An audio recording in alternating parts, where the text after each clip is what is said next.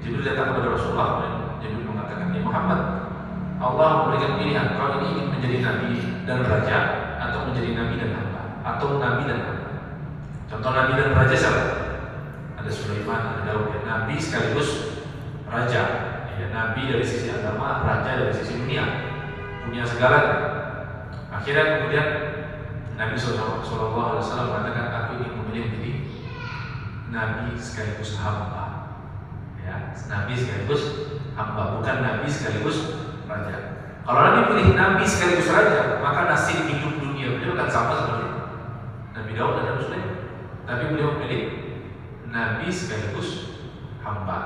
Nah, biasanya nabi dan hamba ini nasibnya seperti Nabi Musa, Nabi Isa, ya, Nabi Nuh dan lain-lain yang dunianya tidak dibukakan. Dan itu pilihan. Ya.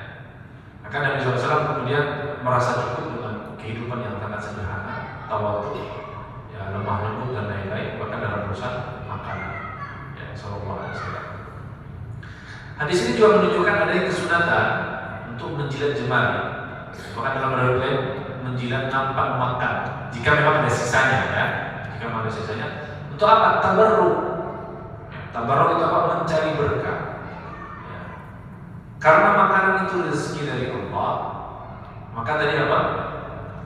Karena itu rezeki datang dari Allah, maka tidak memberikan sisa adalah menunjukkan kita tamak terhadap keberkahan yang terkandung di dalam.